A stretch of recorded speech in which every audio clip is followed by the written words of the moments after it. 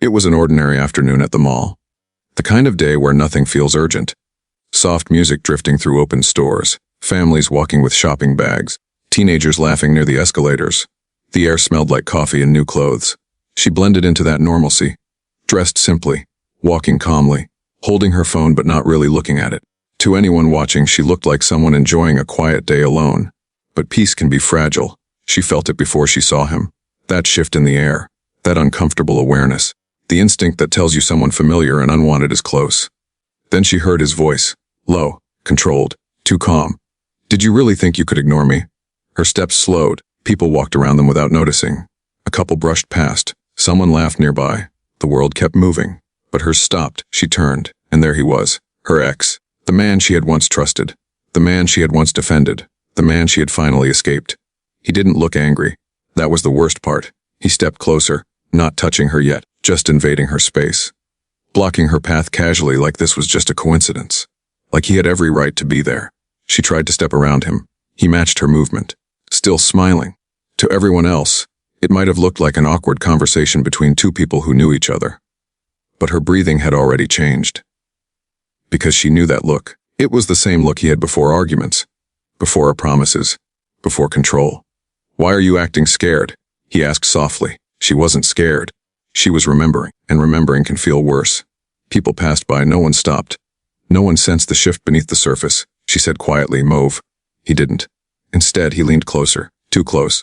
And that's when the ordinary afternoon began to fracture. No shouting, no scene. Just tension tightening like a wire about to snap. No one around them realized what was building. But in seconds, everyone would. He didn't raise his voice. He didn't need to. Control had never been loud with him. It was subtle, measured, intentional. He stepped just slightly to the left when she tried to move again. Not aggressive, not obvious. Just enough to remind her that leaving was not her decision. "You still overreact to everything," he said calmly, almost amused. That tone, that steady, composed tone that made everything sound reasonable even when it wasn't. To anyone walking past, it looked like an uncomfortable reunion. Maybe an argument between former partners. Nothing alarming, nothing urgent, but her pulse had started pounding in her ears. Because she knew the pattern. First came the calm voice, then the psychological pressure, then the shift. "You didn't answer my messages," he continued. "That's disrespectful." She swallowed. "I don't owe you anything." For a split second, his smile faded. There it was. The crack. He stepped closer again, forcing her to step back. Now her shoulders were tense, her hands slightly trembling, though she kept them at her sides. The mall noise suddenly felt distant, like everything around them was happening underwater. He lowered his voice further. "You embarrassed me when you left." It wasn't sadness in his eyes. It was ownership. He wasn't upset that he lost her. He was upset that he lost control. She had spent months rebuilding herself after walking away. Months learning how to breathe without anxiety. Months convincing herself she wasn't weak for leaving. And now, in the middle of a public space, he was trying to shrink her again. "You always needed attention," he said softly. "Is that what this is?" She shook her head. "Move." Her voice was firmer this time. People were walking closer now. A mother with a stroller passed by. Two teenagers slowed for a moment, sensing tension, then kept moving. No one stopped. No one fully understood. That's the thing about psychological control. It hides in plain sight. He tilted his head slightly, studying her face like she was a puzzle he used to solve easily. "You look thinner," he said. "Not sleeping?" That landed, because he knew exactly where to aim. He didn't shout. He didn't curse. He didn't threaten. He just reminded her that he still knew how to get inside her head. And for a brief second, just one, doubt flickered across her face. He noticed. He always noticed. "That's what I thought," he whispered. She tried to step around him again, faster this time. And that's when his hand shot out. Not violently, not dramatically, but deliberately. His fingers wrapped around her wrist, tight enough to stop her. Loose enough that, to an outsider, it didn't look dangerous. She froze, air caught in her chest. Now a few heads turned. This was no longer just awkward. This was physical. Still, no one moved toward them. He leaned closer, his grip tightening slightly. "You don't get to walk away from me," he said quietly. The calm tone was gone now, not replaced by shouting, replaced by something colder. Her heart began racing harder. She tried to pull her wrist free. His fingers tightened again. And then, almost casually, like it was nothing, his other hand rose. Higher, past her shoulder, past her collarbone, until his fingers pressed against her throat. Not squeezing, not yet, just resting there. A warning. The world around them slowed. People were watching now. But still hesitating. Because it didn't look chaotic, it looked controlled. And that made it more dangerous. Her breath shortened. His eyes locked onto hers. And for the first time since he appeared, he smiled again. But this time, there was nothing calm about it. At first it didn't look violent. That's why no one moved. His hand was still resting against her throat, not squeezing hard enough to leave marks, not aggressive enough to trigger instant panic. From a distance, it could almost pass as an intense argument. Almost. But her body knew the difference. Her breathing had become shallow, controlled, but unstable. Her fingers instinctively gripped his wrist, not to fight, but to create space. "Let go," she said. Barely above a whisper, he leaned closer. "You're shaking," he murmured. "See, you still need me." That sentence hit harder than the hand around her throat. A few feet away, someone had already taken out their phone, not to help, to record. A young man paused, staring uncertainly. A couple slowed their steps. A security guard at the far end of the corridor noticed the cluster forming, but didn't immediately react, because this is what hesitation looks like. It's subtle. It's quiet. It hides behind thoughts like, maybe it's not serious, maybe someone else will step in, maybe I'm misreading this. Her vision blurred slightly as pressure increased, just enough to remind her how easily he could control the situation. He wasn't trying to choke her unconscious. He was reminding her of hierarchy, of dominance, of the version of herself that used to apologize for things she didn't do. "You made me look weak," he said under his breath, and that was the truth. It was never about love. It was about power. A store employee peeked out from behind a glass storefront. Two teenage girls whispered, unsure whether to intervene or step back. The security guard finally started walking toward them. Slowly, still assessing, still calculating. Because the scene wasn't explosive, it was contained, and contained situations are the most deceptive. She tried again to pry his fingers away. This time he tightened his grip, not enough to crush, but enough to send a clear message. Her breath hitched. A soft, involuntary sound escaped her throat. That was the moment the crowd shifted. People felt it. The line had been crossed. But still, no one rushed forward. Why? Because when something violent happens quietly, it confuses the brain. If he had shouted, pushed her violently, thrown something, the reaction would have been immediate, but calm aggression creates doubt. And doubt freezes people. "Sir." The approaching security guard called out cautiously, still several steps away. "Is everything all right here?" He didn't even look at him. "Mind your business," he replied evenly. The guard hesitated. That was all it took. 1 second of uncertainty, 1 second of authority in his voice, and control remained in his hands. She could feel her pulse pounding against his fingers, her oxygen thinning, not dramatically, not cinematically, but steadily. And then something changed. Not in him, not in her, in the atmosphere. Across the corridor, seated near a cafe with untouched coffee in front of him, was a man who had been watching the entire time. He hadn't moved when the argument began, hadn't reacted when the wrist was grabbed, hadn't flinched when the hand touched her throat. He was simply observing. Calm posture, still shoulders, eyes focused. Unlike the others, he wasn't confused. He wasn't frozen. He was evaluating. The crowd didn't notice him. The security guard didn't notice him. The ex certainly didn't notice him. But he had noticed everything. Another few seconds passed. The guard took another hesitant step forward. "Sir, I'm going to have to ask you to let her go." This time the ex glanced sideways, annoyed. "She's fine," he said flatly. She wasn't fine. Her face had lost color. Her breathing was unstable. But because she wasn't screaming, because she wasn't fighting wildly, the situation still sat in that dangerous gray zone. The man at the cafe slowly stood, no rush, no drama. He adjusted his jacket slightly, then began walking. Not fast, not aggressive. Measured steps. The kind that don't seek attention but command it anyway.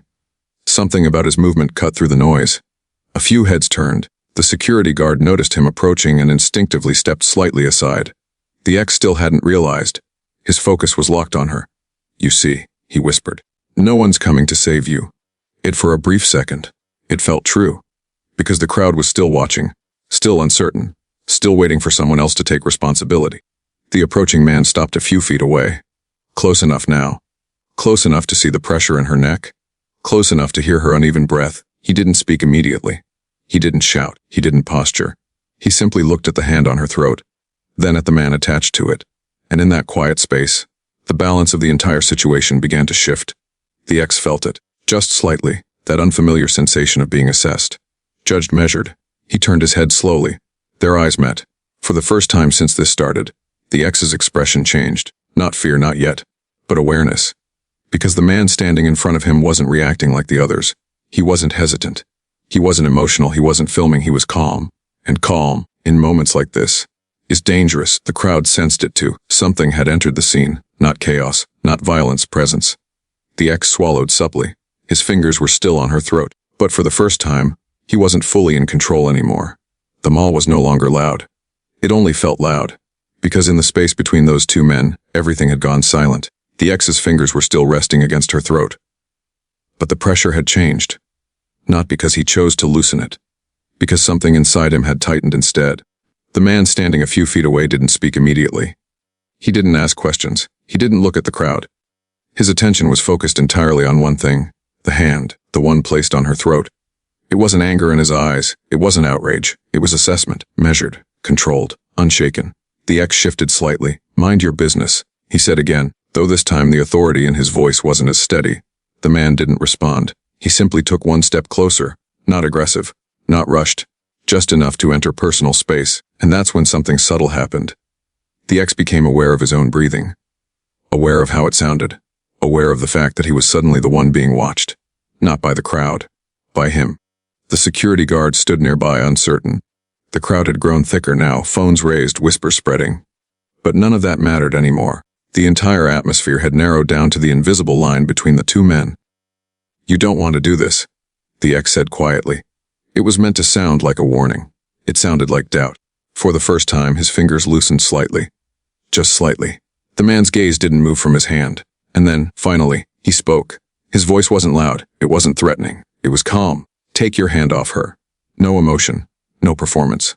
Just a statement. The kind of statement that assumes it will be obeyed. The ex forced a small laugh. "You think I'm scared of you." But he didn't sound amused. He sounded like someone trying to convince himself. The man didn't argue, didn't debate, didn't repeat himself. Instead, he did something unexpected. He reached up slowly and began removing his rings, one at a time, no dramatic gestures, no cracking knuckles, no flexing fists, just a quiet, deliberate action. The metal caught the light briefly as he slipped the first ring off. Then the second. The sound of it touching his palm felt louder than the crowd. The ex noticed. Of course he noticed, because men understand signals, and this was one. The crowd felt the shift too, even without knowing why. The security guard stopped speaking. The phones stopped moving. There is something primal about preparation, something ancient. When a calm man removes his rings in silence, it means the conversation phase is over. The ex swallowed. His grip loosened another fraction. "Are you serious right now?" he muttered, though his voice had lost its edge. The man stepped 1 inch closer. Not enough to touch. Just enough to close distance. His posture hadn't changed. Shoulders relaxed, chin level, breathing steady. There was no adrenaline in him. No visible tension, and that absence of emotion was heavier than any threat. "You're making a mistake," the ex said, but this time it wasn't directed at her. It was directed at the man in front of him. The woman gasped slightly as more air reached her lungs. She could feel the shift. Control was slipping, not violently, but undeniably. The ex's mind was racing now, because something about this man felt familiar. Not personally, but instinctively. Like standing too close to deep water. You don't need to see what's beneath the surface to know it's dangerous. The man finished removing the last ring. He held them calmly in one hand. Then, without breaking eye contact, he placed them carefully into his jacket pocket. Deliberate. Unhurried. Final. The message was clear. "I am ready." The ex's fingers fell away from her throat completely. He hadn't consciously decided to release her. His body had done it for him. She stumbled back slightly, coughing softly, pulling air into her lungs. The crowd exhaled collectively. But the tension didn't disappear. Because now, the confrontation had shifted. It was no longer about control over her. It was about pride. About dominance between two men. The ex straightened his posture, trying to recover presence. "You don't know who you're dealing with," he said. The man's expression didn't change. "I do," he replied quietly. And there was something in that response. Not arrogance, not ego. Certainty. The kind that doesn't need volume. The kind that doesn't need witnesses. The ex hesitated. For the first time since approaching her, he wasn't sure how this ended. The crowd could feel it. The power dynamic had inverted. Silently. Completely. And the most unsettling part, the man still hadn't raised his voice. He still hadn't touched him. He still hadn't shown anger. Which meant one thing, if it came to that. It wouldn't be emotional. It would be controlled. And that is far more dangerous. The ex took half a step back, small, almost invisible. But everyone saw it. The man noticed. Of course he did. And for the first time, a faint recognition flickered across the ex's face, like a memory surfacing. Like a name forming in the back of his mind, he stared harder, studying the face, the posture, the presence, and then his eyes widened slightly, because he realized he knew exactly who was standing in front of him. The ex's breathing changed. It wasn't obvious at first. Just a subtle shift, a fraction too fast, a fraction too shallow. The kind of change that happens when confidence begins to crack. He looked again. Really looked this time. At the man's face. At the stillness in his posture. The relaxed shoulders. The way his eyes didn't dart or flinch. The way he stood as if nothing in this situation was unpredictable. The ex's jaw tightened. "Who are you?" he asked. The question wasn't aggressive. It was defensive. The man didn't answer immediately. He didn't need to. Because recognition had already begun working its way through the ex's mind, slow and unwelcome, like a door opening he wished would stay shut. He had seen that face before. Not in person, on screens. In moments where men bigger than him had made the mistake of underestimating calm. "You should step back," the man said evenly. Not louder than before, not sharper, just final. The ex laughed again, but this time the sound betrayed him. It came out thin, forced. "Or what?" he challenged.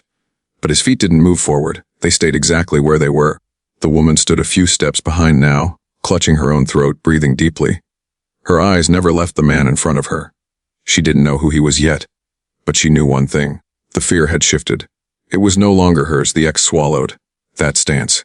He muttered without realizing he'd spoken aloud. The man tilted his head slightly. That was all. No change in posture, no reaction, just acknowledgement. The ex's mind raced. Movies, interviews, stories. The way this man was described, not loud, not flashy, not reckless. Dangerous because he didn't rush. Dangerous because he didn't need to. The ex's lips parted slightly. "No," he said under his breath. The man finally spoke again. "You're done," he said calmly. Something in that sentence landed hard. Not because it was threatening, because it was certain. The ex looked around instinctively, at the crowd, the security guard, the phones. Witnesses. Suddenly he was very aware of them. The power he'd felt minutes ago, standing in control, unseen, unchallenged, was gone. Replaced by exposure, by consequence, and by the man standing in front of him, who hadn't raised his voice once. "You don't understand," the ex said quickly now. "This is between us." The man shook his head slightly. "No," he replied. "This is between you and the consequences of your actions." The security guard finally stepped forward with confidence this time. "Sir, step away," he said firmly. The ex hesitated. His pride screamed at him to resist. But his instincts screamed louder. Because now he knew. Now he was sure. The crowd had started whispering too. Names passed quietly from one mouth to another. A few people lowered their phones in disbelief. Others zoomed in. And then someone said it aloud as that. The man didn't react. But the ex did. His face drained of color. Because the name matched the realization that had been clawing at the back of his mind. The man standing calmly in front of him was Seagal. Not playing a role. Not performing. Just standing there. Present. Real. The ex took a full step back this time. No hesitation. No disguise. The movement was instinctive. Defensive. "I didn't mean," he started. Seagal raised one hand. Not threatening. Stopping. "That's enough," he said quietly.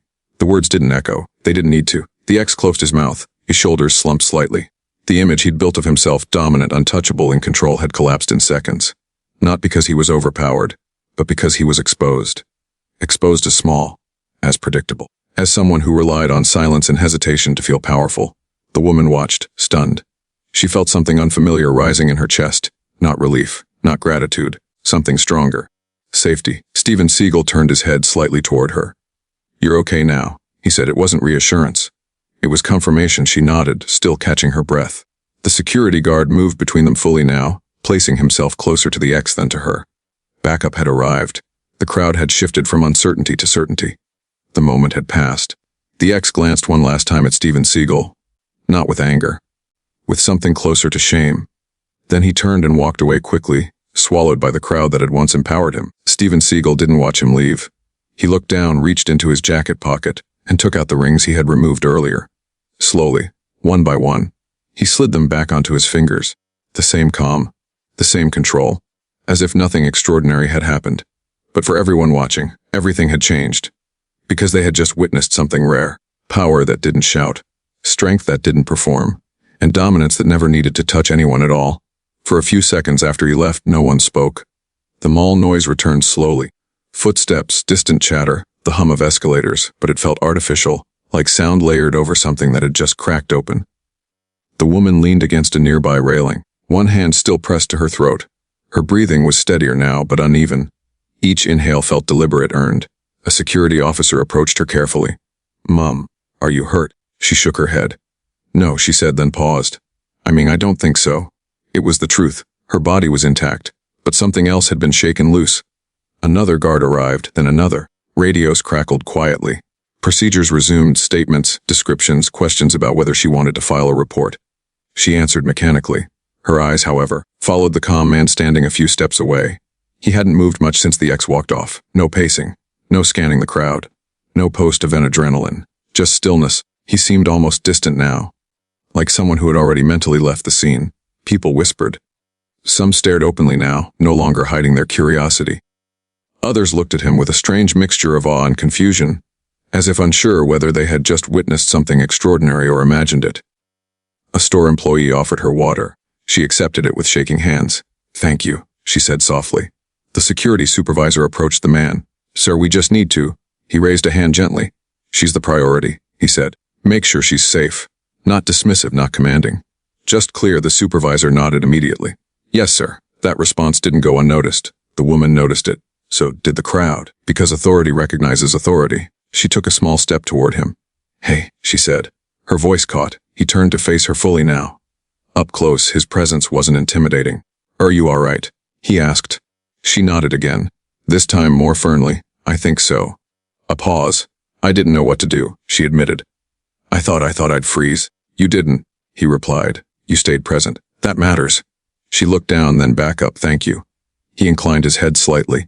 "You don't owe me anything." That sentence surprised her, because for so long she had been trained to believe she always owed something. An explanation, an apology, a reaction. The guards finished taking notes. One of them returned. "We've located him," the guard said. "He's being escorted out. We'll follow up." She exhaled for the first time since it began. A full breath, the kind that empties your lungs before refilling them. "I should call someone," she said, mostly to herself. "Yes," he said. "That's a good idea." She hesitated, then asked the question she'd been holding back. "Why did you step in?" He didn't answer right away. He glanced briefly around the mall, at the people pretending not to listen, at the phones that were finally being lowered, at the ordinary world reassembling itself. "Because control like that only survives when everyone looks away," he said. She absorbed that. The truth of it landed heavier than any dramatic speech. He checked his watch. "I have to go," he said simply. She nodded. Of course he did. He hadn't come here to be thanked. He hadn't come here to be seen. He turned to leave. "Wait," she said. He stopped. She swallowed. "I spent years thinking I was weak because I didn't fight back." He met her gaze. "You survived," he said. "That's not weakness." Her eyes stung. She nodded, unable to speak. He gave a final, almost imperceptible nod in return, then walked away, blending back into the flow of people. No escort. No spectacle, just gone. The crowd slowly dispersed.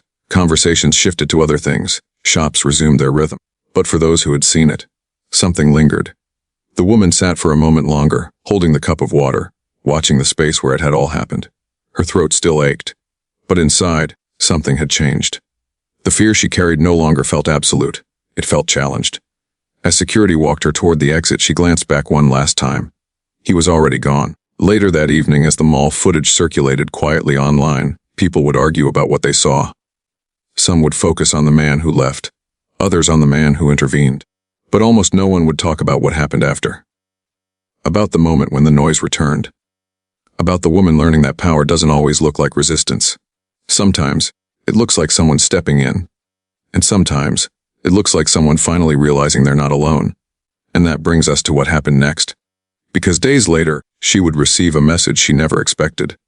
And the 4 words she heard in response would change how she understood strength forever. That story is part 2. That night, sleep didn't come easily. Not because of fear, because of awareness. The woman lay awake replaying the moment again and again, not the hand on her throat, not the crowd, not even the confrontation, but the stillness. The way the situation shifted without shouting, without chaos, without anyone needing to be hurt. For years, she had believed strength looked a certain way. Loud voices, final words, walking away first, standing your ground no matter the cost. That belief had kept her trapped longer than the relationship ever did. Because she thought silence meant weakness. She thought freezing meant failure. She thought surviving meant she hadn't been brave enough. But what she witnessed that day rewrote something deep inside her. She remembered how the crowd froze, how authority hesitated, how control fed on uncertainty. And then she remembered how quickly that control collapsed when certainty entered the space. Not aggression. Not threats. Presence. She realized something uncomfortable but freeing. Her ex had never been powerful. He had been unchecked. Unchecked by people who didn't want to get involved. Unchecked by systems that waited for chaos before acting. Unchecked by fear disguised as politeness. And the moment someone stepped in without fear, without emotion, the illusion ended. That realization stayed with her. In the days that followed, friends asked if she was okay. She said yes. And for the first time, it wasn't a lie meant to keep things comfortable. It was a truth she was still learning how to live inside. She filed a report. Not because she expected justice, but because she no longer believed silence was her responsibility. The mall incident faded from public conversation quickly. Another clip replaced it. Another outrage. Another distraction. That's how it always goes. But for her, the moment didn't disappear. It settled. Quietly, she found herself standing differently, speaking more slowly. Listening to her instincts without arguing with them. She didn't become fearless. She became clearer, and clarity is stronger than fearlessness. Weeks later, she received a message. Short, unexpected, no apology, no explanation. Just a few words from the man who had intervened. Words that weren't meant to impress her. Words that weren't meant to comfort her. Words that simply reflected truth. She read them more than once. Not because they were poetic, but because they named something she had never been able to name before. Strength doesn't announce itself. It doesn't need permission. And it doesn't ask to be understood. It simply shows up when something crosses the line. That day at the mall didn't end with applause. It didn't end with cheers. It ended with normal life returning. But sometimes, the most powerful moments end quietly. Because they don't exist to entertain. They exist to change something, and they do. Slowly. Permanently. If you watch closely, you might have noticed something else that day. The crowd learned something too. About hesitation. About responsibility. About how quickly roles change when one person refuses to look away. And maybe, just maybe, someone who witnessed it carried that lesson into their own life. Into a moment where silence would have been easier. But presence mattered more. And that's why this story doesn't really end here. Because what happened next wasn't public. It wasn't filmed. And it wasn't dramatic. But it revealed more about strength than the confrontation ever could. In part 2, we'll share what she asked him afterward. And the 4 words he answered with. 4 words that explain everything. Do you think true strength is something you're born with, or something you recognize the moment you see it?